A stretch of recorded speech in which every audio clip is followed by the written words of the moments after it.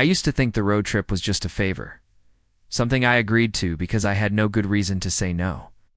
But somewhere between mile marker 94 and the faded blue exit sign that led to the cabin, I realized I'd been lying to myself.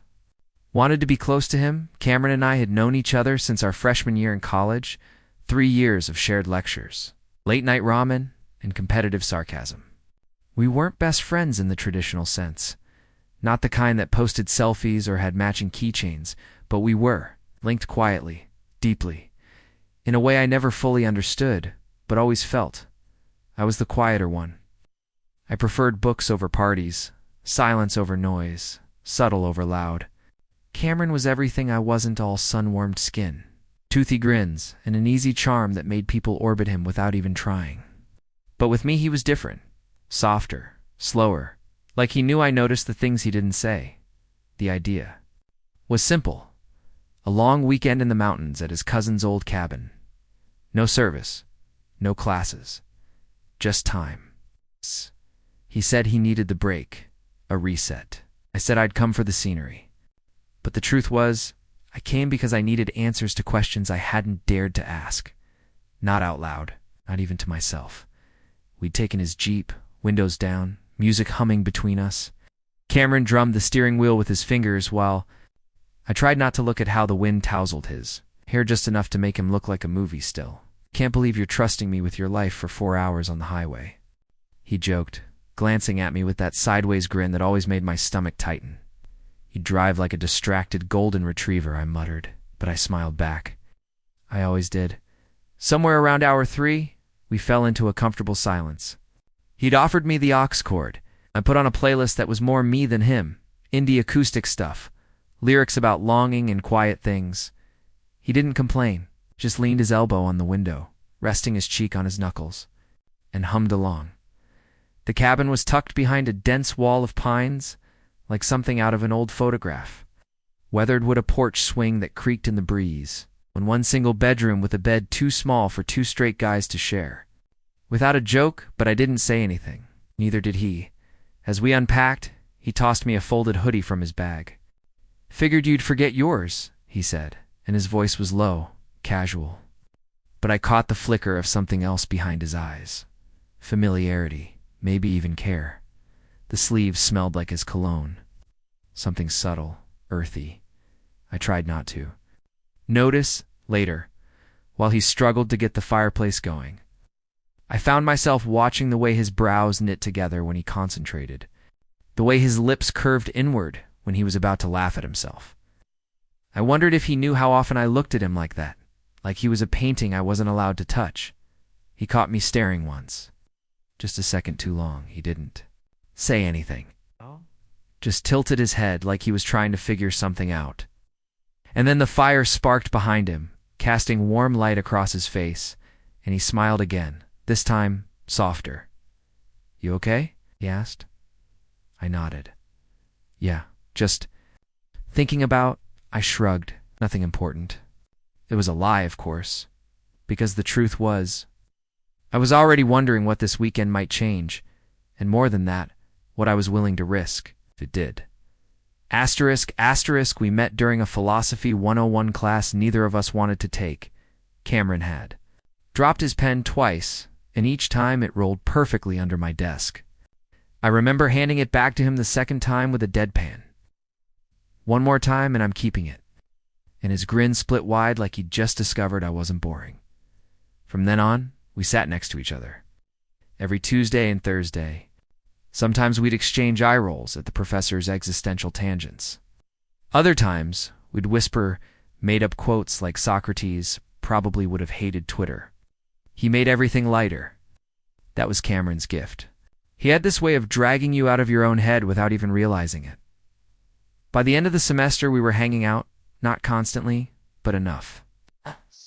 Study sessions turned into late-night drives, shared burritos, and arguments about music taste. Called me old man for liking sad acoustic songs. I called him Goldfish because he forgot literally everything unless he wrote it down, but it was more than banter. There were nights we didn't say much, just shared silence. Both of us on the same rooftop, watching the city breathe. Below us, sometimes, when the air was still and he wasn't performing for the world? I'd see it the weight he carried beneath that sunlit grin. He never talked about his dad, and I never pushed. This trip, though, felt different from the start.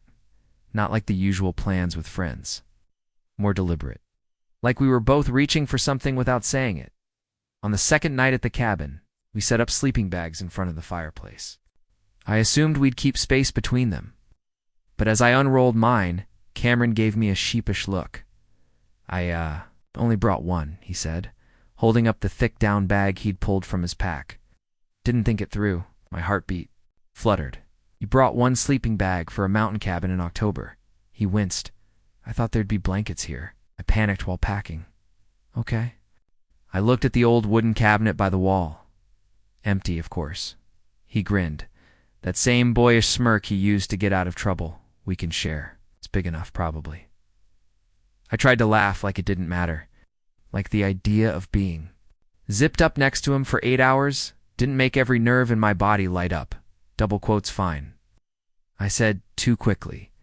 That night we lay side by side. Our shoulders barely touched. I stayed on my back, staring at the wooden beams above, trying to count knots in the wood. Anything to distract from the fact that I could feel the warmth of his arm. Through a single layer of fabric, he shifted once in his sleep. His thigh brushed mine, then stayed there. My breath caught, but I didn't move. In the morning, he stretched, yawning dramatically. Warmest night I've had in years, he mumbled, and I couldn't tell if he meant anything by it. We spent the day hiking a nearby trail. He kept teasing me for being too slow, even though I was the one who remembered the water and snacks. At one point, he reached back, offering his hand as we crossed a steep part of the trail. You trust me? He asked, eyes gleaming. Statistically. No, I deadpanned, but I took his hand anyway. His grip was firm, warm. His thumb brushed over mine as he pulled me up, and I felt it in my chest, like the quiet flutter of wings. Later, back at the cabin, we made dinner, a tragic attempt at pasta with a jar of pre-made sauce. Cameron wore one of the kitchen towels over his shoulder like a chef and announced, "Tonight's menu, aggressively undercooked noodles and emotional baggage." I laughed harder than I should have. He looked at me like he wanted to say something. Just for a second, then shook it off and went back to stirring. After we ate, we sat on the porch. The sun dipped low behind the trees, casting everything in this amber glow that made the world feel unreal. Cameron leaned back in the old swing, his hands behind his head, ankles crossed. You ever think about just disappearing? Suddenly, like dropping everything and living in a place like this, I turned to him. What would you even do? He shrugged. Chop wood, grow a beard, seduce local tourists.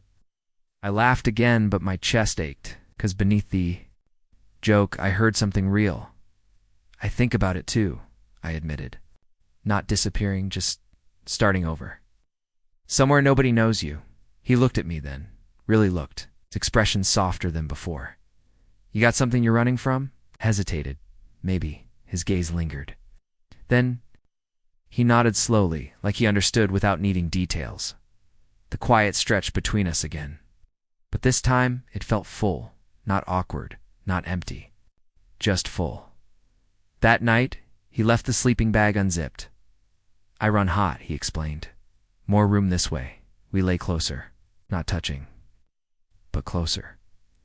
And when the fire cracked low and his breath evened out beside me, I stayed awake, watching the orange glow dance across his face, listening to the silence between our heartbeats, wondering how much longer. I could keep pretending this wasn't happening, that I didn't want him, that I hadn't wanted him for a very long time. It started with the truck, on the third morning. After we finished our half-burnt toast and joked about becoming full-time cabin hermits, Cameron grabbed the keys to drive us into town. We needed more firewood. I wouldn't say no to coffee. That didn't taste like ashdot. The Jeep didn't even try. He turned the key. Nothing. Tried again. The engine coughed, sputtered, and went silent. No, he muttered. Trying once more. Still nothing. He popped the hood and leaned over with the kind of exaggerated frustration you only get when you realize you've screwed something. Up and have an audience for it. Dead battery, he sighed after a minute, scratching the back of his head. Left the lights on last night, I blinked. You serious? Dead serious. He slammed the hood shut with a sheepish smile. Welcome to the world's most scenic prison. I stared at him. We're stuck. He grinned. Got food? We've got shelter. We've got ... each other. The joke landed like a punch to the chest. I rolled my eyes to cover the flush I felt rising. We've also got no cell service, no coffee, and no way to not freeze our asses off if this cold gets worse. Then we stay close, he said casually. Body heat. Survival. The words were light, tossed out like nothing, but I felt the weight of them settle between us. That night, the temperature dropped harder than either of us expected. The fireplace did what it could, but the cabin was old, the insulation poor. The cold leaked in around the windows, crept under the doors.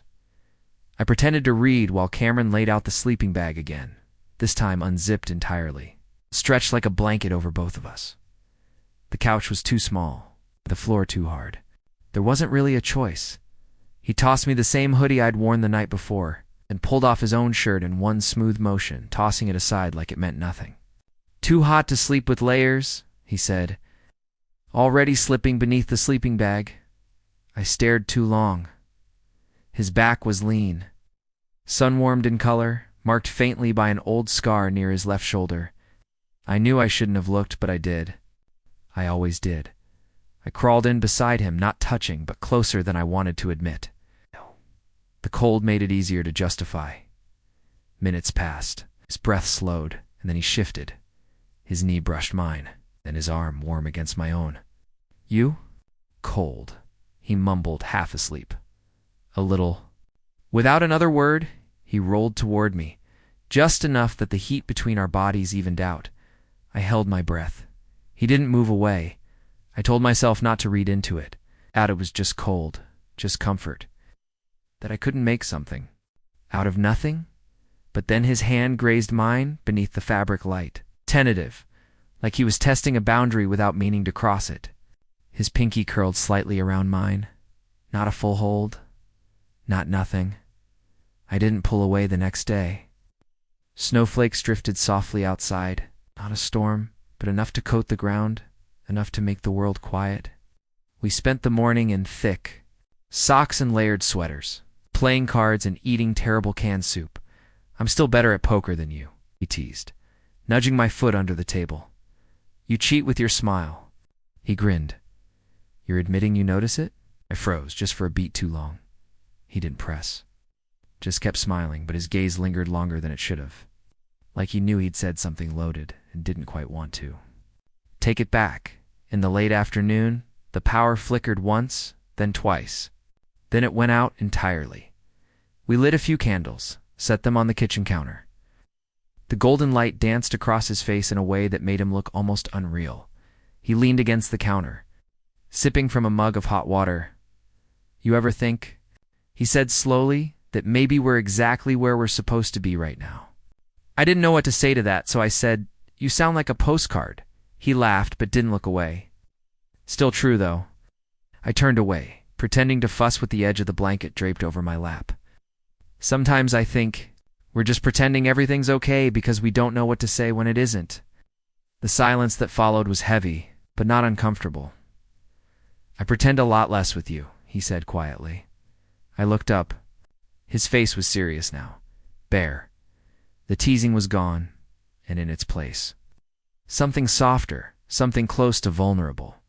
The space between us felt thinner than before, like a thread stretched tight. I changed the subject. Want to try the fireplace again? Yeah, he said, his voice low. Let's.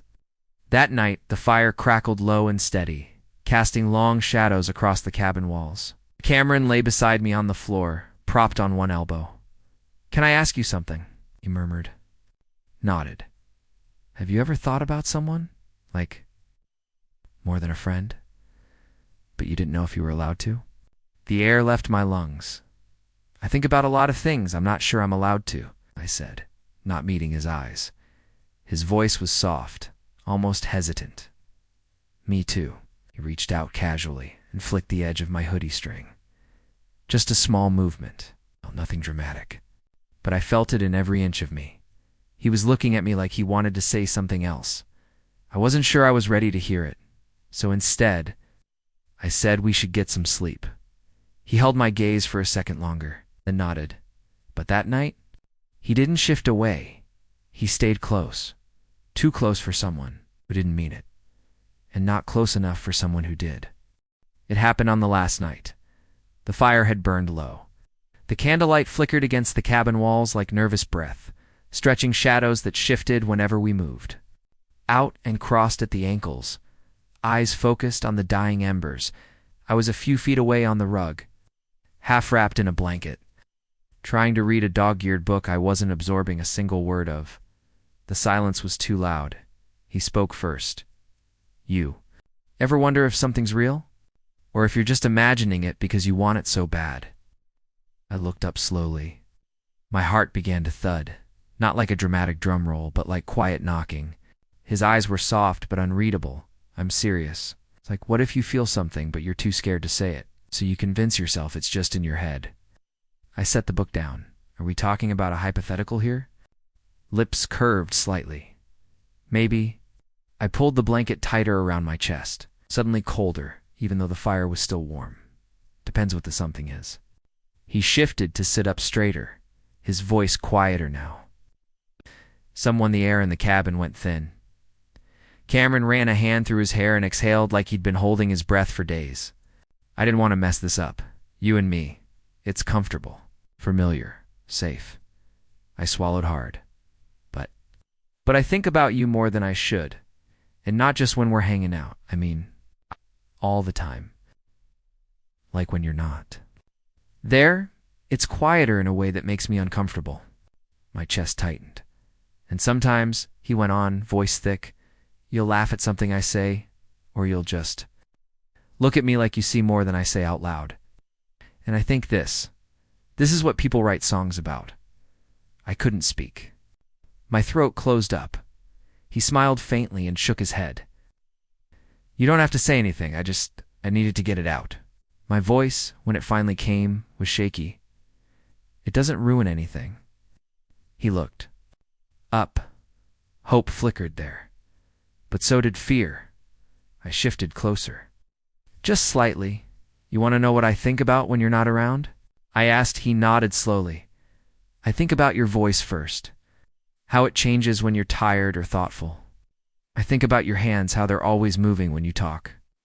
Like your words aren't enough unless your body helps say them. I think about how you smell like cedar and campfire, and how that started to mean comfort to me in a way. I can't explain. He stared at me like he was trying to memorize every word, and I think about what it would mean if this would ever. Wasn't one-sided. Long silence passed between us. I was scared, I admitted. Still am.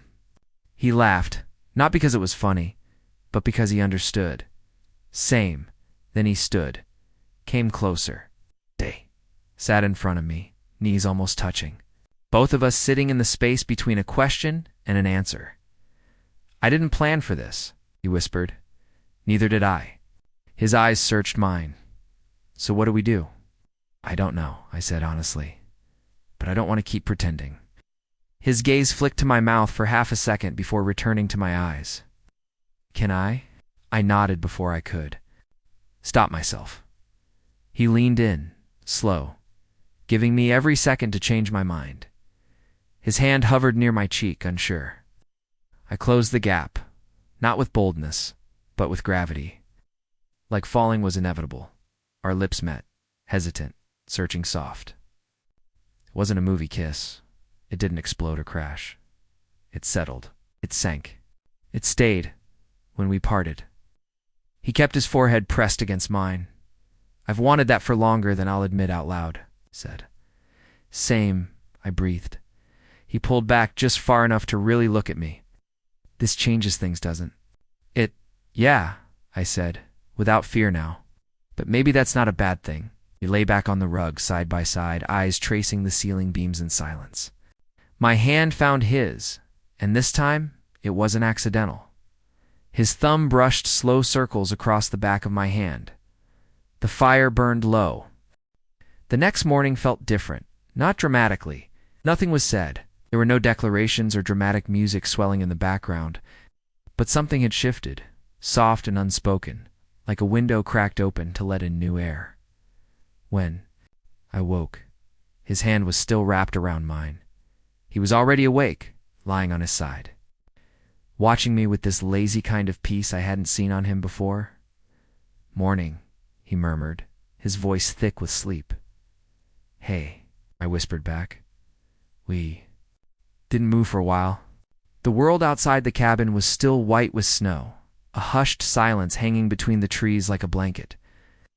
Inside, everything felt warmer, even if we hadn't added logs to the fire. Eventually, I rolled over to face him fully. "So, do we talk about it?" He grinned. "You mean the kissing? Or the emotional breakthrough that would make my therapist cry?" I laughed, even as my chest tightened. "Both." He let go of my hand only to tuck a piece of hair behind my ear.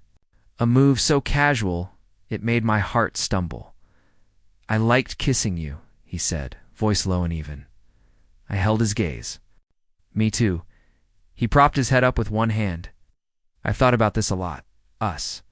But I kept telling myself not to ruin what we had, and now that we've ruined it," teased. His lips twitched. "Now I just want more." The quiet. Stretched, but it felt comfortable now, like we were in sync for the first time. We made breakfast together. Toast again. This time slightly less burnt. Cameron insisted he was channeling rustic charm, while I made him promise to learn how to boil water without setting off smoke alarms as we ate. He brushed his foot against mine under the table. Deliberate, familiar. I didn't pull away. "I'm still scared," I admitted, not looking up from my plate. "Same," he said without hesitation. "But I'm also done pretending I don't feel what I feel every time you look at me like you're trying not to." That made me look up. "You noticed?" He laughed softly. Of course I noticed, I just didn't know what to do with it. I stared at him for a beat. "What do we do now?" He leaned forward, suddenly serious. "We figure it out. Slowly.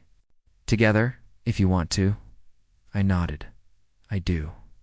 We sat there a little longer than we needed to, talking about everything and nothing, joking about who would tell our friends first, arguing about whose playlist would become our official, shared road trip soundtrack. Then his tone softened again. "When we get back," he said, "things might feel different. Out there, I know," I said. "People talk. People assume. Are you okay with that?" he asked. I hesitated. "I don't want to be a secret, but I also know this is new. It's for both of us." He reached across the table and covered my hand with his. "I don't want to hide. I just need time. Not to figure out if I want this. I already know I do. I just want to make sure we're solid before the world starts asking questions." I smiled. "Then let's take our time. No rules. Just us." He nodded, and that was enough. Later that afternoon, we curled up on the couch with a blanket and a deck of cards. He cheated shamelessly, and I let him. Every time he leaned in, every time our shoulders brushed, something electric passed between us. Not loud or overwhelming, but steady, present, real. It was strange and beautiful how normal it already felt. That night, when we lay in the same sleeping bag again, there was no hesitation. His arms slid around me naturally. My head found its place on his shoulder, like we'd done this for years. "You know what's funny?" He whispered into the dark. "What?" "All this time, I kept telling myself I couldn't want this. And now I don't want anything else." I tilted my head up and kissed his jaw, soft and slow. "Good," I said, "'cause you're stuck with me now." He chuckled, tightening his arm around me. "Promise?" The fire popped. Once behind us, sending a faint ember into the air like a quiet celebration. Outside, the world was frozen. Inside, we had thawed. By the time the snow melted enough for a tow truck to find the cabin, something else had settled between us. Not tension, not uncertainty, but a quiet knowing. A sense that even if we didn't have every answer, we finally understood what question we'd been avoiding all this time. We weren't just friends anymore. We were something more. Something that didn't need a label yet, but lived in the way he looked at me when he thought I wasn't watching. In the way our hands always found each other when we walked outside to breathe in the cold morning air. In the way I caught myself, smiling for no reason at all. Cameron stood on the porch as the truck driver hooked up the Jeep. The wind tossed his hoodie strings against his chin, and he squinted into the sun, arms crossed, lips curled into a grin that hadn't left since. "That night on the rug, you ready to go back?" he asked, not looking at me. I stepped beside him. "I don't know." He glanced at me, expression softening. "Yeah, me neither." We stood like that for a moment, shoulder to shoulder, until I felt his fingers brush mine. A question, a pause, and then, without a word, he threaded his hand into mine. Not hidden, not subtle, just his hand in mine, on the porch. In daylight, my throat tightened, but I didn't let go. "I meant what I said," he murmured, eyes still on the trees. "I want to figure this out, you and me, whatever that looks like." "I want that too," I said. He looked at me then, and something shifted behind his eyes. Not fear this time, but something deeper, something close to relief. "Just one thing," he added. "If I ever freak out or get awkward, don't assume. It's you. It's probably me. Trying to unlearn old habits." I nodded. "And if I overthink everything you say, just remind me to breathe." He smiled. Deal. We packed up slowly, almost reluctantly, like neither of us wanted to disturb whatever magic had existed in those four walls.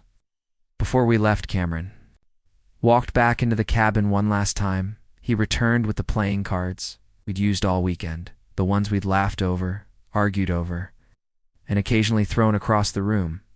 He handed them to me. "Keep these," he said, "in case we forget how this started."